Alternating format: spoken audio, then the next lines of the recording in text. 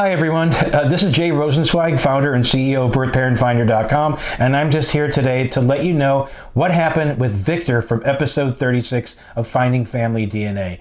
The story did not really end well, but I can tell you right now that Victor is safely back in New York, and he is in a shelter and he's being taken care of. So here's what happened. Victor, and we discussed this in episode 36, Victor decided by himself to go to Florida to be with his birth mother.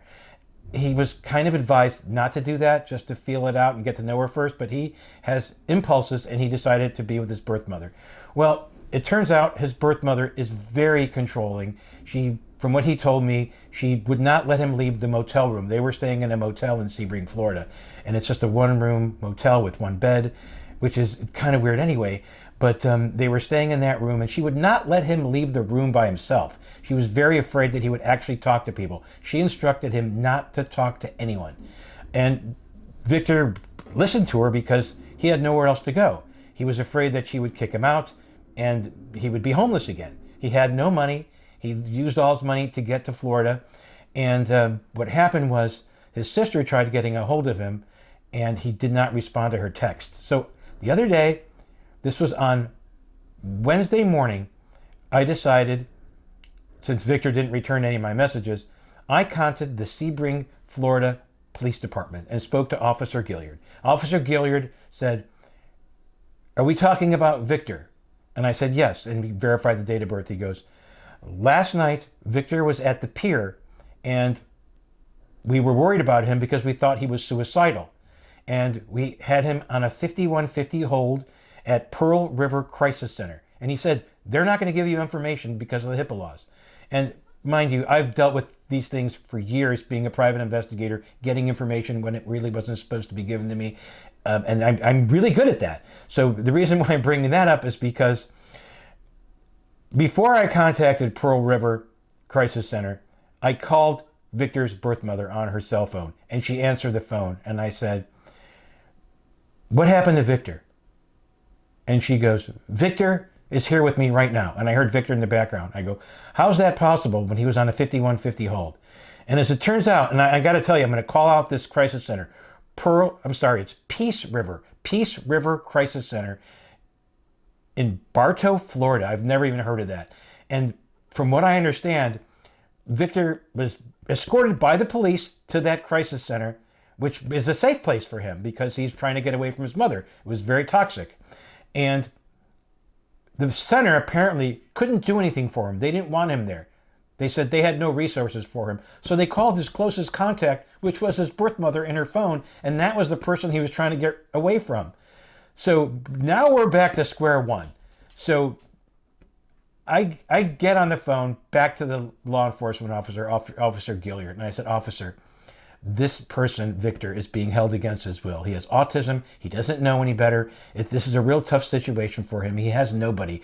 We have to get him out of that motel room, and I will pay for his transportation back to New York City." So Officer Gilliard, out of the goodness of his heart, went to the hotel room, talked to the mother. She answered the door. The first time he went there, she didn't answer the door. She answered the door, and there was Victor. And since Victor's an adult, he goes to Victor, "Victor, do you want to stay here? Do you want me to take you to the train station and Jay will pay for your ticket back to New York?" And Victor said, "Yes, I do not want to be here." And the reason why I didn't leave, Victor said, was because my mother kept my belongings and wouldn't give them to me. She wouldn't give me my phone. So Victor got all his belongings, he got his phone, he got his charger, and Officer Gilliard escorted him to the Amtrak station. Now, mind you, the next train to New York was the next day, and I didn't want Victor staying overnight one more night in Florida. So I got him on a one-way train to Washington, D.C., and he was FaceTiming me and texting me this whole time to make sure he was safe. Victor doesn't like being around other people. He's worried. People take advantage of him. So yesterday afternoon, Victor made it to Washington, D.C., and we got him on a bus directly to Manhattan.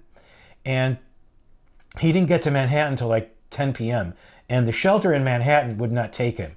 They said, "You have to go back to the shelter in Brooklyn." So Victor, but mind you, I kept cash apping Victor money so we would have money to get from Manhattan to Brooklyn. So Victor wound up at 2 in the morning at the shelter in Brooklyn. And he was in a safe place. They put him back in the system. It's another long story of why Victor was removed from the system, was because he left New York to go to Florida, and that removed him from the system in New York. But I do want to give credit to the people in New York. They are trying to help him right now. So long story short, I know this is a long story, but I'm doing my best to explain this. Victor is in a much better place, and he did make the mistake. He regrets going to visit his birth mother. She was abusive, toxic, and like I said, I don't want to go into the details.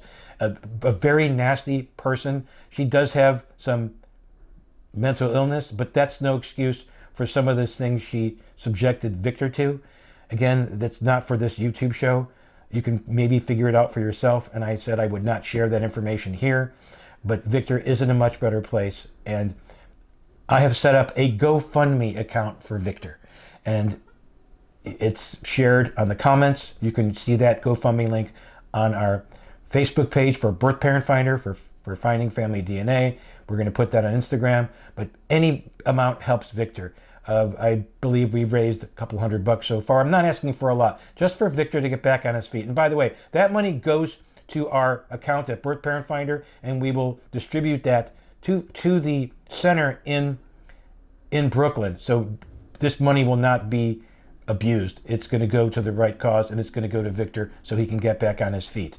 But anyway, I just want to share this information. If you could spare $5, $10 to the GoFundMe for Victor, that'd be great. And any comments you have, share those comments. If you want to know why his sister hasn't taken him in, his sister lives in Long Island. And this is his half sister, who he just reunited with 20 years later. So she really doesn't know him, and she lives with a family, her grandfather, and they're struggling. But it's not a really good place for Victor to be right now. They need to figure out what they're going through, but she is a great person. She could help Victor in any way she can, but he's unable to live with them. But again, if you have any comments, questions, feel free to put that in the comments section on all our social media. And again, by subscribing to our YouTube channel, it does help fund cases like this where we donate money, we do pro bono work, and we help as many people as we can.